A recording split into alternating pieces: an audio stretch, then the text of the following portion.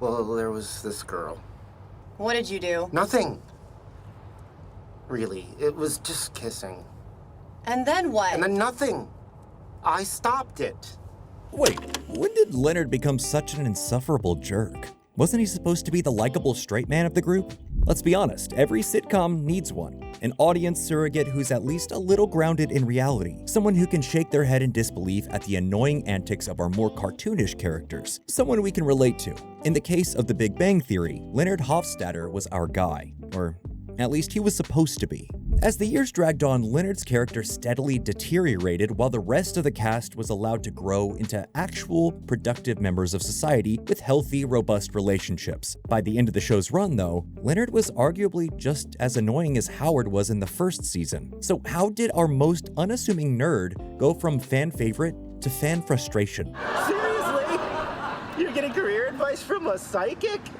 Good job not making fun of her. We've talked quite a bit about The Big Bang Theory on this channel. We've talked about everything from evolving Raj's character into an actual person instead of a stereotype, to bringing on Bernadette and saving the show. The Big Bang Theory got a lot right across its 12-year run, but it also got a lot wrong. And perhaps no sin was so great as the one committed against Leonard's character. When The Big Bang Theory first exploded onto our screens in 2007, the character of Leonard Hofstadter, as played by Johnny Galecki, very quickly became a beloved pop culture fixture. Was he nerdy? Absolutely. Socially awkward? Definitely. Maybe a little too whiny and down on himself? Yeah, sure. But he was also just a normal, relatable guy, especially when compared to his roommate Sheldon and the rest of his eccentric friend group. As the only character with basic social awareness and decorum, Leonard provided a bridge for audiences to more comfortably cross over into a world of weirdos. He could participate in late-night World of Warcraft raids and still manage to say hi to the pretty girl next door. Kinda. Oh, hi. Hi. Hi. Hi. Hi.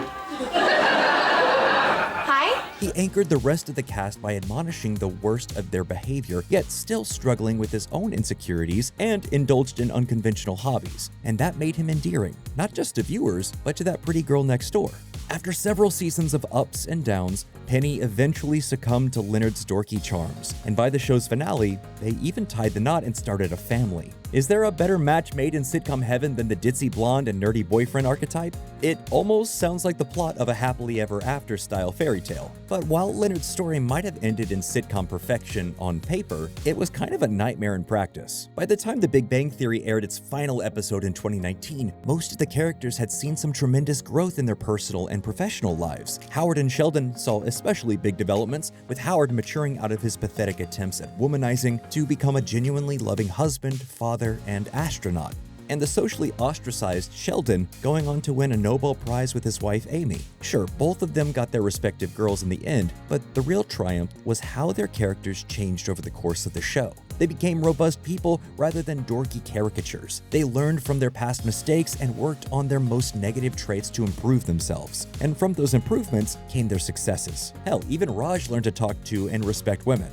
Yeah, the funny thing about life is that, sometimes something you think is going to be good. Ever shut up? But what about Leonard? He started the show with the most promise. Surely he had nowhere to go but up, right? Well, no. His character actually took a major nosedive rather quickly. Yes, Leonard, I am insecure. Happy? No, not happy. The reality is that Leonard was always kind of a self-important and manipulative guy, but we could forgive him for his early indiscretions because he was the most normal member of the core friend group. There was still time for him to learn from those moments of weakness. Or so we thought. As early as season 2, Leonard started to show his true colors when he gave Stewart intentionally bad advice so his date with Penny would be a disaster. It wasn't bad advice, it just wasn't particularly helpful. For what it's worth, my mother says that when we deceive for personal gain, we make Jesus cry. But at least he felt a little bad about it in the moment. You can't say the same thing about Leonard by the end of the series. This sort of thing would become stock standard for him as his character regressed into dark places we never could have conceived of in earlier seasons. The best thing you can say about Leonard is that by the time The Big Bang Theory ended, he had gained some level of self-confidence. A lot of that had to do with him finally confronting his issues with his mother, which was an arc that was definitely a worthy inclusion in the show. However, more often than not, that self-confidence leads him to say and do some downright cruel things. And unfortunately, the decline of his character and behavior can be linked pretty clearly to his relationship with Penny. The more serious he and Penny got, the more Leonard started to embody all the worst flaws he used to call his friends out for. He was mean, manipulative, disrespectful, unfaithful, and whiny through it all. And on some level, that makes sense. If The Big Bang Theory were a 90-minute rom-com we all piled into theaters to watch in 2007, the credits would have rolled after Leonard got back from the North Pole and Penny kissed him. But this is a long-running sitcom. The writers didn't have the luxury of fading to black once the two leads got together. The will-they-won't-they dynamic between Leonard and Penny took up the bulk of the first 2 seasons of Big Bang's runtime. And after they made things official, the writers had to continue manufacturing new ways to keep the characters and their relationships interesting for viewers. Now, one of the tried-and-true methods to do that is with an impermanent breakup, which The Big Bang Theory gave us in season 3 and really marked a turning point for Leonard's character. So while we were going out, how often would you pretend to like things just to have sex with me? All the time. This is the mindset you'd expect of a character like Howard, not Leonard. And while your first instinct might be to dismiss this moment as him just being bitter about the breakup, that argument doesn't hold much water, especially because things only got worse from here. In season 4, Leonard starts up a relationship with Raj's sister, Priya, against his friend's explicit plea that he stay away from her. And what does Leonard do with his second chance at love? He cheats on her. I met this girl and I kissed her and I feel terrible about it, but it's done. It's never gonna happen again and I am so sorry.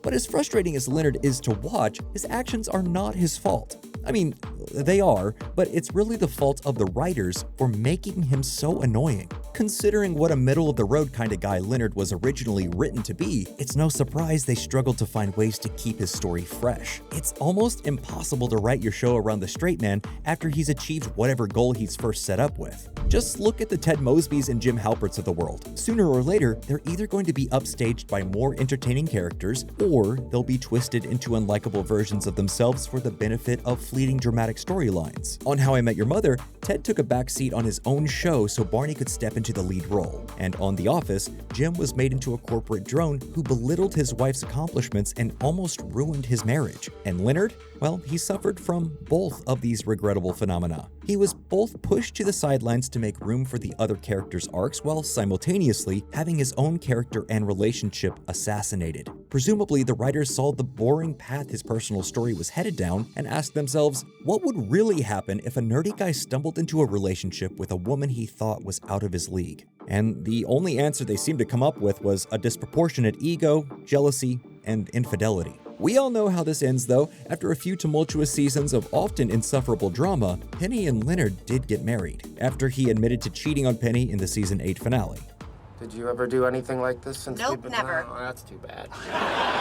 He was unfaithful to Penny just as he had been to Priya. And worse, he waited to come clean until they were on their way to getting married. That, above everything else, was the most obvious sign that Leonard was never going to learn his lesson. The writers were dead set on making him an untrustworthy wild card. Unlike the rest of his friends, Leonard was never going to make any real positive changes. If anything, his character would only continue to degrade. Of course, Leonard and Penny's wedding occurred at the beginning of season 9, which left viewers with 4 entire seasons of TV to watch their wheels spin. Even in the best cases, when couples on sitcoms get married, things start to slow down. They move out of those iconic shared apartments and into single-family homes. They start to become more insular and focused on themselves and their partners, and less on the friends and social life they had before marriage. By season 9, there was already increasing atomization on The Big Bang Theory, and Leonard and Penny's marriage just made things worse. While Penny managed to earn herself a respectable new career, Leonard was left to stagnate. He continued to make snide remarks about his wife and his friends. He stopped making any real significant career advancements, and he stayed bitter and stuck in the same place while everyone around him managed to grow and change because he'd already fulfilled the role he was written for. Even his more minor responsibilities had long since been stripped away. Though he was once Sheldon's closest colleague and confidant, those duties were offloaded onto Amy when she came into the picture. So much so that at the end of the show, it's Sheldon and Amy who win the Nobel Prize, not Sheldon and Leonard. Raj eventually became his own person, so he no longer needed Leonard as a support structure, and Bernadette became the logical fixer of the group who called out bad behavior and encouraged the boys to come out of their shells and grow up. We're eating the last food his mother ever made, and you were gonna throw it at each other like children? Whatever it is you're fighting about, put it aside, go back in there, be a good friend to Howard, or there's no dessert for either of you! There was simply nothing left for a straight man archetype like Leonard to do, so they made him into a drama factory instead. And the result is that while Leonard got everything he wanted, he also did a major backslide in terms of character development, somehow becoming worse in season 12 than he ever was in season 1. But that's just our opinion. If you've got a different one, we'd love to hear it. Let us know what you think of Leonard's character in the comments, and while you're here, make sure you like this video and subscribe to Nerdstalgic so you don't miss what we put out next.